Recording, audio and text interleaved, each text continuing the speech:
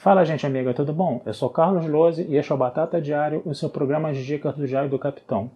E hoje nós vamos falar de Jornada nas Estrelas Lower Decks, mais especificamente do 6º episódio da primeira temporada, intitulado Terminal Provocations.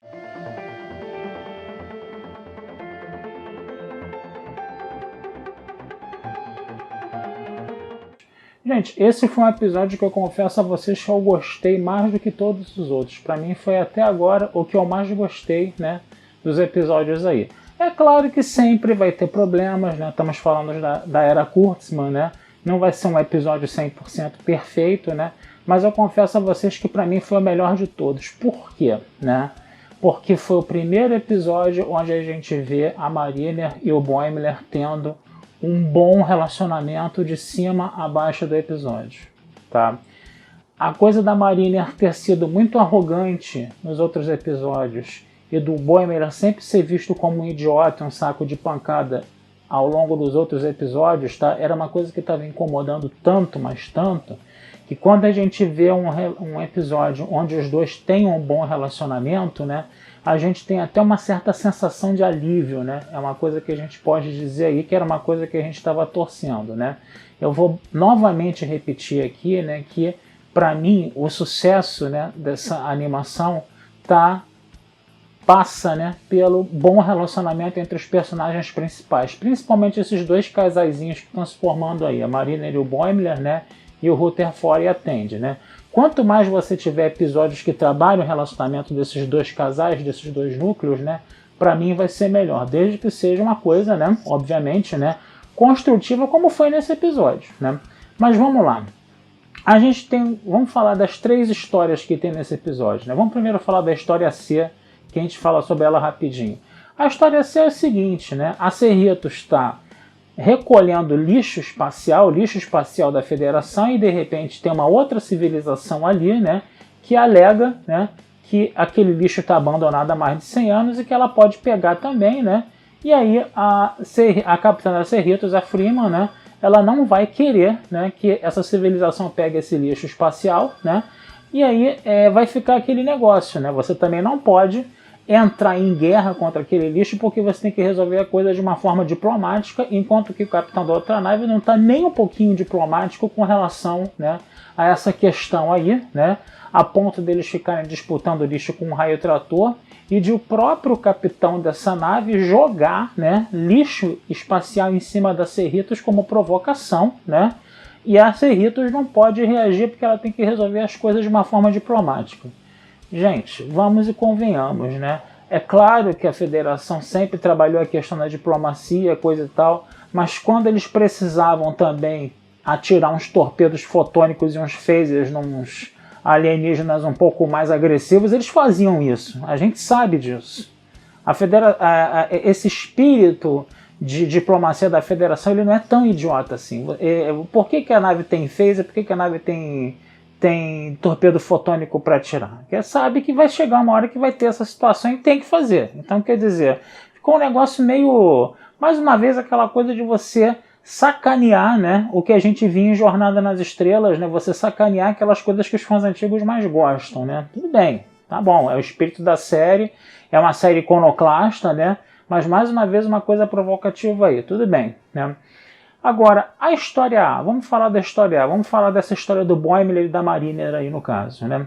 O que é interessante nessa história do Boimler e da Mariner, por que eles vão ficar tão próximos, né? Porque eles vão ter uma espécie agora de problema em comum, que vai ser um outro cara, um outro alferes chamado Fletcher, né?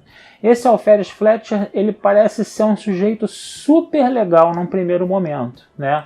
Por exemplo, a Mariner vai ter um problema com a médica da nave, que é uma oficial sênior, né? Aí o Fletcher vai lá e vai botar panos quentes. O Boimler disse, né, que o Fletcher era um cara que estava sempre ajudando o Boimler a sair de situações complicadas quando ele estava na academia da frota, né? Então, quer dizer, tudo indicava que esse Fletcher ia ser um amigão, né? Tanto que quando eles estavam fazendo uns serviços lá de ajeitar alguns núcleos lá, coisa e tal da nave, né?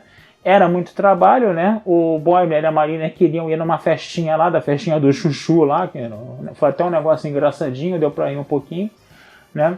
E aí o que acontece? o Fletcher ele fala o seguinte: não, eu faço o serviço de vocês e vocês podem ir. Só que aí o que vai acontecer? O Fletcher, né, ele acaba colocando dentro, ele acaba tentando colocar dentro da própria cabeça dele, fazer uma conexão de daqueles núcleos, né, com a cabeça dele. Por quê? Porque ele achava que assim ele poderia ficar mais inteligente, que a máquina é inteligente, que é um computador, que busca perfeição e eficiência. Só que ele acabou transformando aquilo, né, numa espécie de monstro, né, uma espécie esse núcleo ele acabou virando uma espécie de máquina consciente, né, com as ondas cerebrais do Fletcher que ficavam tentando cada vez mais se aperfeiçoar, e aquilo acabou virando um monstro. Só que o Fletcher, né, ele não falou isso de primeira para os amigos, ele começou a dizer um monte de mentiras, ele começou a dizer que foi atacado por alguém, coisa e tal.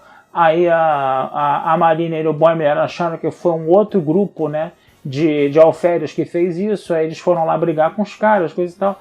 E aí, com o tempo, esse Fletcher, que parecia ser um amigo muito legal, ele começou a se revelar um grandíssimo de um mentiroso, tá? Que mentia deliberadamente para proteger a própria pele, né? Lembrava demais o Gaius Baltar da Galáctica, né, no caso, né? E aí o que acontece? Ele começa, inclusive, a ameaçar a Mariner e o Boimler, né, com as mentiras dele, dizendo que vai falar mentira para os outros caso eles não ajudem, né, a encobrir as coisas que ele faz, as coisas erradas que ele faz, né? E a Mariner e o Boimler toda hora falando, né? Nós somos a frota estelar, né? Você precisa falar a verdade para o capitão, porque esse problema do núcleo está enfraquecendo os escudos na nave, a nave está sendo atacada, né? Estão jogando lixo em cima da nave, coisa e tal, né? Você tem que falar isso, ele não queria falar. Então ficou um negócio, você tem que falar a verdade, né? Ele não queria falar a verdade, esse negócio todo, né? Então, o que vai acontecer, né? A Mariner e o Boimler vão conseguir botar esse núcleo que virou um monstro, né, para fora da nave, né? Esse núcleo monstro vai atingir a nave que estava atacando a Cerritos. A Cerritos não vai precisar atacar a nave, porque o próprio núcleo destruiu outra nave lá, fez outra nave lá ficar à deriva, coisa e tal, né? E aí, o que vai acontecer? Quando os oficiais sêniores, né, da Cerritos chegam e dão uma enquadrada no Boimler e na Mariner, né, o que aconteceu? Eu quero que vocês falem a verdade aí. O que o Boimler e a Mariner fizeram? Mentiram deliberadamente, dizendo que o Fletcher tinha sido o grande herói, né, da parada ali no caso, né? E aí, por causa disso, o Fletcher ainda ganhou uma promoção para ir para a USS Titan, né, que todo mundo sabe, a nave, né, onde o William Riker foi o capitão, né? E aí a gente viu algumas reclamações, né? A galera reclamando, né? Dizendo que, por exemplo, que isso não é frota estelar, que coisa e tal, que, né, que você mente e consegue uma promoção, não sei o que, coisa e tal. Tudo bem, realmente é uma coisa que tem um certo mau gosto aí, né? Mas era Kurtzman, né? Então, esse que é o problema. Agora, o grande detalhe foi o seguinte, né? Por que o Boimler e a Mariner mentiram deliberadamente? Eles primeiro falaram para o Fletcher falar a verdade, né? E depois eles mentem. Para quê?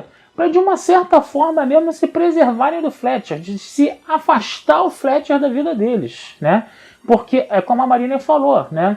A gente tem que manter nossos amigos perto e nossos inimigos em outro lugar, né? Então eles fizeram isso deliberadamente para quê? Pro Fletcher ter uma promoção e ir para outro lugar, para outra nave, né? E aí o que vai acontecer? Né? A gente sabe, né, pelo dito popular, que a mentira tem perna curta, né? E aí a impressão que dá, né, pelo menos da parte da Mariner, não tanto da parte do Boimler, mas da parte da Mariner, né, de que fazer essas mentiras todas e botar ele para longe, né, e afastar o problema deles, né? E é aquele negócio, ele mesmo com as mentiras dele e com as formas erradas dele fazer as coisas, né? Ele mesmo ia acabar se queimando sozinho depois, entendeu? Então, se não é uma coisa de frota estelar você ficar mentindo deliberadamente, coisa e tal, né? Pelo menos a gente entende, né? Porque a gente pode até não concordar com esse tipo de procedimento, né? Mas como o Spock fala, a gente até entende por que o Boimler e a Mariner fizeram isso, né? Que foi para se livrar de um problema em comum que eles tinham, né? No caso, né? E aí eles defendiam, entendeu? Que se tinha que se falar a verdade. Isso tem que ficar bem frisado aqui. Se eles mentiram depois, foi para tentar se livrar do Fletcher, mas eles defendem, né? Que tem que se falar a verdade, porque eles falaram que o Fletcher tinha que parar de mentir. Então eles usaram a mentira como uma arma contra o próprio Fletcher, né? Para queimar o próprio Fletcher depois, né, no caso, para fazer o Fletcher ficar longe da vida deles, né? Foi assim que eu interpretei, assim que eu entendi a coisa ali no caso, tá? Agora, outra coisa que é interessante também, né, é que a Mariner falava que era frota estelar, né, que esse negócio de ficar ameaçando com mentira não é uma coisa muito frota estelar, né? Aí o Fletcher falou, mas você desrespeita as regras toda hora. E aí a Mariner deu a sua argumentação pelo qual ela desrespeita as regras. Ela falou assim, eu desrespeito as regras que parecem ser as regras mais imbecis, entendeu? As regras mais idiotas que vão me impedir de fazer o meu bom trabalho aqui na frota estelar, né? Então, se ela desrespeita as regras, ela desrespeita as regras porque tem algumas regras com as quais ela não concorda e que vão atrapalhar, né, o bom serviço que ela pode prestar para a frota estelar. É uma argumentação plausível? É uma argumentação plausível. Você pode até não gostar dessa argumentação, mas pelo menos ela deu um motivo pelo qual ela é tão desrespeitosa com determinadas regras da frota estelar e que ela quer ter o espírito da frota estelar, entendeu? Fazendo as próprias regras dela, isso é verdade, tá? Mas ainda assim, né, ela dá um motivo pelo qual ela desrespeita as regras da frota estelar, que era uma coisa que até agora não tinha ficado muito bem clara na série, né? Uma coisa que é importante a gente falar aí. Outra coisa que tá em mente, pode falar, é da história C, né, que é a história lá do Rutherford e da Tandy, né, que de repente eles teriam que fazer uma caminhada espacial para catalogar aquele lixo todo depois que aquela crise toda terminasse, né? E aí o que vai acontecer? O Rutherford vai levar ela para um programa de holodeck que vai fazer essa simulação. Tem um avatar lá que é um delta da frota estelar, né? Só que esse programa está cheio de bugs, não está ainda terminado. Vai ter todo aquele problema de energia da nave sendo atacada, né? E vai dar um bug no delta, o delta vai virar uma coisa assassina, né? Então é interessante a gente perceber que se a história tem o seu lado fofo, né? Que o Rutherford, né, queria levar a Tandy, né, para a simulação do holodeck para impressionar a Tandy, coisa e tal, né? E a Tandy fica feliz da vida com isso, né? Porque a Tandy é uma pessoa muito carente de atenção, né? A gente já viu isso, né? Por um outro lado, esse arco, né? Essa história B, no caso, né? Ela vai ter uma componente violenta muito forte, muito surreal, né? É um episódio que é levado um pouco pela vibe do terror, né? E da violência um pouco, né? Porque você tem esse Delta que quer matar o Rutherford e a Tandy, né? E ao mesmo tempo você tem esse núcleo que vira uma espécie de monstro também, que começa a querer destruir tudo, né? Na história do Boimler e da Mariner. Só que é interessante a gente ver no final do episódio o que, né? O Rutherford, ele acaba conseguindo dominar esse Delta, ele quebra o pescoço desse Delta. Lembrou demais o Homem de Aço, né? Onde a Henry Cavill, né, matou lá o Mike Shannon, né? O Superman matou o General Zod lá quebrando o pescoço dele, né? E depois ele grita arrependido, né? Coisa e tal, né? Porque ele acabou sendo forçado a fazer aquilo, né? Mas terminou de uma forma muito violenta, né? Essa coisa. E para dar uma amenizada, você teve uma espécie ali do holodeck ali reiniciando, né, e aparecendo aquele avatar engraçadinho e fofinho de novo. Aí o Rutherford e a Tandy falou, você se lembra? A Tandy falou pro Rutherford, você se lembra que ele acabou de tentar te matar? Ele tá bom, então tchau, né, depois a gente conversa com você, avatar, e por aí vai, né. Então, quer dizer, foi um episódio interessante, eu achei um episódio engraçado, achei um episódio divertido. Aquela parte onde o núcleo entra na nave, né, alienígena lá que tá atacando a Cerritos, né, e o Boimler fala, agora a gente vai ser demitido com certeza. Aquela parte eu achei muito engraçada, confesso a vocês, tá? E foi um episódio que eu achei interessante nesse sentido, porque uniu a Mariner e o Boimler, né? Espero que essa união prevaleça, né? Trabalhou um pouco mais esse relacionamento entre a Tandy e o Rutherford, embora a história deles tenha sido muito violenta, né?